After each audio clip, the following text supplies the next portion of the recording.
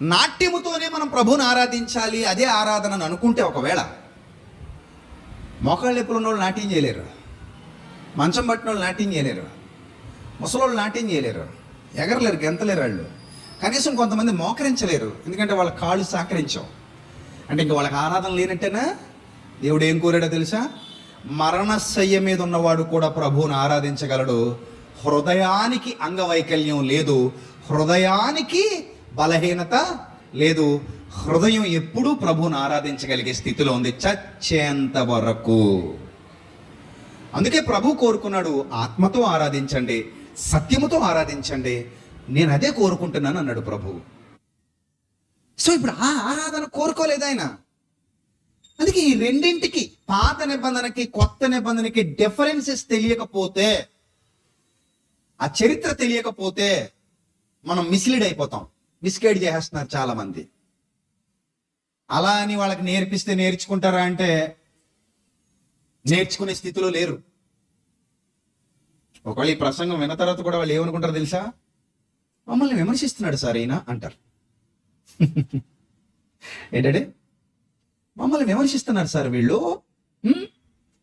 ఇది విమర్శ కాదు నాయన, బైబిల్లో ఇది ఉంది అని చెప్పడం. ఒకళ్ళు విమర్శ అనుకున్నా సద్విమర్శ మంచిదే. ఒక సమూహాన్ని దారి తప్పిస్తున్నారు. ఆరాధన అంటే భౌతికంగా మీ శరీరానికి చెమట పట్టించడం కాదు. శరీరానికి చెమట పట్టించడం మంచిదే, ఎక్కడ దేవుడి సన్నిధిలో కాదు. గ్రౌండ్కి వెళ్ళి పొద్దున చేయది, జిమ్కి వెళ్ళి చేయి పొద్దునే. నా పాయింట్ అర్థమవుతుంది అనుకుంటున్నాను నీకు. నీ శరీరానికి చెమటలు పట్టడం మంచిది, ఒంట్లో ఉన్న వేస్ట్ అంతా బయటికి పోద్ది. శ్వేత గ్రంథులు ఎప్పుడు ఓపెన్ గా ఉంటాయి. చెమటలు పట్టాలి మనిషి అన్న తర్వాత. చెమట పట్టకుండా శుభ్రంగా ఆనపకాయలో ఏసీలో కూర్చుంటే ఎందుకు పనికి రాకుండా పోతాడు, రోగాలు వచ్చేస్తాయి. ఏదో రూపంలో చెమట పడుతుండాలి మనిషికి, మంచిదే అది. అది ఎప్పుడు దేవుని సన్నిధిలో చెమట పట్టాలా? మనకి దేవుని సన్నిధిలో కాదు చెమట పట్టాల్సింది. అది రోడ్డు మీద ఎక్కేయి, పరిగెత్తు, నడువు, జిమ్కి వెళ్ళి కష్టపడు, లేదా ఇంట్లో ఏదైనా ఎక్సర్సైజెస్ చెయ్యి, యోగా చెయ్యి, అప్పుడు చెమటలు పట్టించుకో, బాగుంది. కానీ దేవుని సన్నిధికి వచ్చి ఎక్సర్సైజ్ చేస్తానంటే ఎలా కుదురుతుంది? దేవుని సన్నిధిలో హృదయం మాత్రమే ఆన్లో ఉండాలి. ఏం ఆన్లో ఉండాలి? హృదయం ఆన్లో ఉండాలి. దేవుని సన్నిధిలో, దేవుని సన్నిధిలో హృదయం యాక్టివ్ గా ఉండాలి. దేవుని సన్నిధిలో వినబడే ప్రతి మాట దేంతో క్యాప్చర్ చేయాలి? దేంతో క్యాప్చర్ చేయాలి? హృదయంతో క్యాప్చర్ చేయాలి. దేవుని సన్నిధిలో వినబడే ప్రతి మాట నీ హృదయంలో పడాలి. అందుకే కదా ఈరోజు క్రైస్తవ్యం అన్యుల మధ్యలో హేళన గురవుతుంది. ఎక్కడికి వెళ్ళినా ఏం మీరు క్రైస్తవులా అని చీపుగా మాట్లాడుతున్నారు. కారణం ఏంటి? హేళన. ఈ హేళన కారకులు ఎవరు? అజ్ఞానులైన మనవాళ్ళని పిలిపించుకుంటున్న వాళ్ళే. వాళ్ళు మారాలంటే ఖండించుము, గద్దించుము, బుద్ధి చెప్పుము అంటే సద్విమర్శ చెయ్యి. యేసు ప్రభు కూడా శాస్త్రుల్ని విమర్శించారా లేదా? విమర్శించారా లేదా? మత్తయి సువార్త 23వ అధ్యాయం అంతా చదవండి. ఆ అధ్యాయంలో ఉన్నదంతా విమర్శే. ఎవరిని విమర్శిస్తున్నారు ఆయన? శాస్త్రుల్ని, పరిచయుల్ని. సద్విమర్శ. అయ్యో బేత్సైదా, అయ్యో కొరాజీనా, అయ్యో కపెర్నహూమా మాట్లాడుతున్నారా? పలుమార్లు. అయ్యో యెరూషలేమా, ఎన్నో మార్లు నేను నిన్ను దగ్గర తీసుకుందాం అనుకున్నాను, కానీ నువ్వు మూర్ఖంగా మారిపోయావు, అజ్ఞానంగా మారిపోయావు. విమర్శించారు. సున్నం కొట్టిన గోడ అన్నారు, సున్నం కొట్టిన సమాధుల్లారా అన్నారు. విమర్శించారు యేసు ప్రభు. అలా విమర్శించకపోతే ఇప్పుడు మన పిల్లల్ని కూడా మనం విమర్శిస్తుంటాం. ఇంట్లో చాలా సందర్భాలు విమర్శిస్తాం పిల్లల్ని. సద్విమర్శ అంటారు దాన్ని, దుర్విమర్శ కాదు. విమర్శించకపోతే బ్రతుకు మారదు. విమర్శించకపోతే మన గురించి మనం ఆలోచించుకోలేము. అందుకే ప్రభు వాక్యం చదివిస్తుంది, నా మాట బండను బద్దలు చేయి సుత్తె వంటిది కాదా, నా మాట అగ్ని వంటిది కాదా. ముందు మనం ఎవరినో హైందవ సోదరులను, ఇస్లాం సోదరులను, ఇంకొకళ్ళ కోసం వార్త ప్రకటించడం కాదు. ముందు ఇంటిని బాగు చేసుకోవాల్సిన పరిస్థితి ఎక్కువ ఉంది. ముందు జ్ఞానం ఎవరికి అవసరం అంటే మనోళ్ళకి ఎక్కువ అవసరం అయిపోయింది. ముందు మనోళ్ళ బ్రతుకులు తీర్చిదిద్దాల్సిన పరిస్థితి ఏర్పడింది. మనోళ్ళకి జ్ఞానం నేర్పించాల్సిన అవసరం ఏర్పడింది. ఎందుకంటే సత్యానికి దూరంగా వెళ్ళిపోతున్నారు. సత్యం నుంచి ఎక్కడికో పరిగెత్తేస్తున్నారు. అలా వెళ్ళకూడదు. సత్యం ఏం చెప్తుందంటే, నాయన నీ హృదయము నాకిమ్ము. దేవుడు ఏమన్నాడు? నీ హృదయము నాకిమ్ము, నేను దాన్ని బాగు చేస్తాను అన్నాడు. అందుకే ఒక చక్కటి మందు సత్యము. సత్యం అంటే ఏంటో తెలుసా? ఔషధం. ఈ ఔషధం మనలో పోయబడినప్పుడు మన నేత్రాలు చాలా వైడ్ గా ఉంటాయి, ఓపెన్ గా ఉంటాయి. బ్రాడ్ మైండ్ అంటారు దాన్ని. చాలా పీస్ఫుల్ గా ఉంటాం, ప్రశాంతంగా ఆలోచన చేస్తాం. పాత నిబంధన భావజాలం యూదుల్లో ఉంది, క్రొత్త నిబంధన భావజాలం అపోస్తలుల్లో ఉంది. అపోస్తలులు దేవునికి ఇష్టలయ్యారు, యూదులు దేవునికి ఇష్టలుగా లేరు. చాలా సందర్భాల్లో వాళ్ళు తప్పిపోయారు. కొంతమందికి నచ్చొచ్చు, నచ్చకపోవచ్చు. ఏందండి ఈయన నాట్యం వద్దంటున్నాడు? వద్దనట్లా, దేవుడు కోరుకోలేదని చెప్తున్నాను నేను.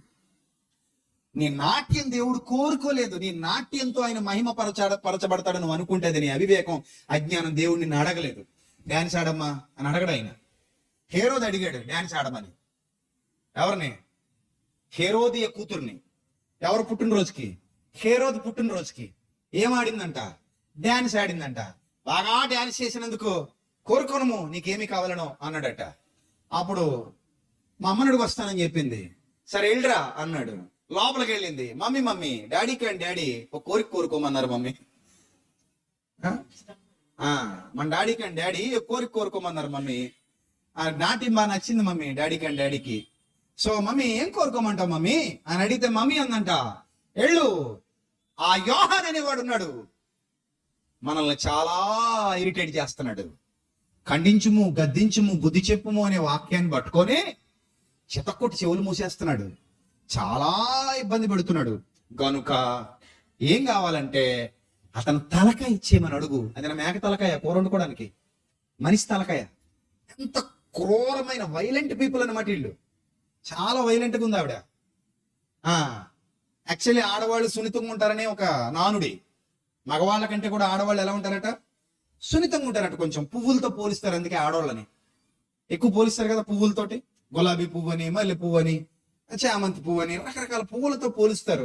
అది సున్నితంగా ఉంటారని చెప్పేసి అలాంటి వర్ణనలు. కవులు కూడా స్త్రీలను వర్ణించేటప్పుడు పువ్వులు తీసుకొస్తారు, మగాళ్ళని ఏ పువ్వుతోనూ వర్ణించరు. అలాంటిది స్త్రీలు సున్నితంగా ఉంటారు, స్త్రీలు బాగుంటారన్న కాన్సెప్ట్ ని తుడిచిపెట్టేసింది మహాతల్లి. ఏం చేసింది? అమ్మో స్త్రీలు కూడా ఎంత వైలెంట్గా ఉంటారో అన్నట్టుగా ఏమడిగిందంట? బాప్తిస్మం ఇచ్చి యోహాను గారి తల అడిగిందట. అంటే దుర్మార్గపు స్వభావం ఆమెది. ఆమె కూతురికి నాట్యం నేర్పింది, రాజుని ఇంప్రెస్ చేసింది. తల తీసుకొచ్చాడు, ఇచ్చాడు, తీసిచ్చేసాడు. పళ్ళెలో పెట్టిమ్మంది, ఇచ్చేసాడు. పాప మూట కట్టుకుంది. హేరోదికి నచ్చింది. దేవుడు నీ నుంచి నా నుంచి అలా కోరట్లా. అంటే దేవుని సన్నిధిని, ఆరాధనలో ముఖ్యంగా ఆరాధనలో అల్లరి ఉండకూడదు. ఆరాధనలో నిశ్శబ్దం ఉండాలి. ఆ నిశ్శబ్దంలో దేవుని మాట వినబడాలి. ఆరాధనలో నిశ్శబ్దం ఉండాలి. ఆ నిశ్శబ్దంలో శ్రావ్యమైన సంగీతంతో దేవుని పాట వినబడాలి. సంగీతం కూడా శ్రావ్యంగా ఉండాలి. రణగొన ధ్వనులు ఉండకూడదు. దేవుని సన్నిధికి వస్తే మనసు ప్రశాంతంగా మారాలి. మనల్ని మనం విమర్శించుకోనే విధంగా దేవుని వాక్యం ఉండాలి. మన గురించి మనం ఆలోచనలో పడేట్టుగా దేవుని వాక్యం ఉండాలి. నేను దేవుని సన్నిధికి వెళ్ళి చాలా మంచి పని చేశానని మన మనసు కనిపించాలి. అయ్యో నేను దేవుని సన్నిధిలో కూర్చున్నంతసేపు నా ప్రభు నాతో మాట్లాడుతూనే ఉన్నాడు, నా హృదయం నాలో మండుతూ ఉంది. అక్కడ ఉన్న దేవుని సేవకుడు దేవుని ఆత్మతో నింపబడి చక్కటి ప్రసంగం చేశాడు. అది జ్వాలలా ఉంది, ఖడ్గంలా ఉంది. అది నా హృదయాంతరాలలోనికి వెళ్ళి నాకేది అక్కర్లేదో దాన్ని బయటికి నెట్టేస్తుంది. అలా ఉండాలి దేవుని వాక్యం, దేవుని సన్నిధి. అది ఆత్మతో సత్యంతో చేసే ఆరాధన. అర్థమవుతుందా? లేదు అంటే ఇప్పుడు స్కిట్స్ వేరు, ప్రోగ్రామ్స్ వేరు. స్కిట్ అది వేరుగా ఉంటది. ఆ స్కిట్ దేనికి చేస్తారు? ఒక స్పెషల్ ఒకేషన్, ఒక స్పెషల్ ఈవెంట్ లో కొంతమంది పిల్లలతో ఒక స్కిట్ చేపిస్తారు. అది కూడా ఒక షార్ట్ మూవీ లాంటిది. That is called like A short film. ఒక షార్ట్ మూవీ లాంటిది. ఆ స్కిట్ ద్వారా ఏదో ఒక విషయాన్ని ప్రజలకు నేర్పించడానికి దాన్ని అరేంజ్ చేసుకుని ఉంటారు. అది కూడా వ్యంగ్యంగా, వేషధారితనంతో, అల్లరితో, హాస్య చతురతలతో ఉండేది కాదు. మనిషిని ఆలోచింప చేయడానికి ప్లాన్ చేసినటువంటి స్కిట్ అది. అది యాక్సెప్టబుల్. అందులో కూడా మళ్ళీ వ్యంగ్యం ఉండకూడదు, జబర్దస్త్ టైప్ లో ఉండకూడదు. మిమ్మల్ని నవ్వించడానికి, కవ్వించడానికి మీరు ఇక్కడ రావాల్సిన అవసరం లేదు కదా. నవ్వుకోవడానికి అయితే టీవీ పెడితే సరిపోద్ది కదా. నవ్వుకోవడానికి అయితే కార్టూన్ ఛానల్ పెట్టుకుంటే సరిపోద్ది కదా. నవ్వుకోవడానికి అయితే యూట్యూబ్ లో ఏదో ఒక కామెడీ వీడియో చూస్తే అయిపోద్ది కదా. నవ్వుకోవడానికి దేవుని సన్నిధికి ఎందుకు వస్తాం మనం? కాదు. సో దేవుని సన్నిధిలో దేవుని మాట ప్రజలకు ఏ విధంగా అందజేయాలి, అర్థమైందా? అలాగే కొంతమంది చిన్నపిల్లలు కొన్ని డ్యాన్స్ ప్రోగ్రామ్స్ చేస్తుంటారు. అవి కూడా వ్యంగ్యంగా ఉండకూడదు. చిన్నపిల్లలు వాళ్ళు ఏదో ప్లకార్డ్స్ పట్టుకునో లేకపోతే ఏదో పేపర్స్ పట్టుకునో వాళ్ళు ఏదో అటు ఇటు తిరుగుతూ మనకేదో చూపించే ప్రయత్నం చేస్తారు, మనకేదో నేర్పించే ప్రయత్నం చేస్తారు. అది కూడా పద్ధతిగా ఉండాలి. అదెందుకంటే మనకి నేర్పించే క్రమంలో పిల్లలు నేర్చుకుంటారని ఆశ. అర్థమైందా? పిల్లలతో చర్చస్ అలాంటి ప్రోగ్రామ్స్ ఎందుకు ఎంకరేజ్ చేస్తామంటే వాళ్ళు మనకి నేర్పించే క్రమంలో చిన్నతనం నుంచి వాళ్ళు కూడా ఏం చేస్తారు, నేర్చుకోవాలి పిల్లలు కూడా. అది ప్రతిదీ పద్ధతిగానే ఉండాలి. ఎక్కడ వ్యంగ్యం ఉండకూడదు, ఎక్కడ అల్లరి ఉండకూడదు, ఎక్కడ రణగొన ధ్వనులు ఉండకూడదు. చూసిన వాళ్ళకి ఎంత పద్ధతిగా చేశారబ్బా అనిపించాలి. అర్థమైందా? ఇవన్నీ మన అనుకూలతలో ఎదుటి వారికి మేలు చేయటానికి చేసేటువంటి పనులు. ఎక్కడ దేవుని నామానికి అవమానం కలగకూడదు. ఓవరాల్ గా దేవుడు ఏం కోరుతున్నాడు మన నుంచి అనేదే మన గురి. నా తండ్రి, ఇప్పుడు మీరు అందరూ ఎందుకు వచ్చారు చెప్పండి? దేవుని సన్నిధికి ఊరికే వచ్చారా? సరదాగా వచ్చారా? కాదు కదా. ఎందుకు వచ్చారు? ఆత్మతో సత్యముతో ప్రభువుని ఆరాధించడానికి నేను దేవుని సన్నిధికి వెళ్తున్నాను. Right or wrong? రైట్. మీరు అందరూ అందుకే కదా వచ్చారు. Yes, your right. అందరూ అందుకే వచ్చారు. ఇప్పుడు ఆత్మతో సత్యముతో అన్నప్పుడు బాడీలో ఏ ఆర్గానికి దాన్ని ఆపాదిస్తాం? ఏ ఆర్గాన్ తో చేసేది కాదది.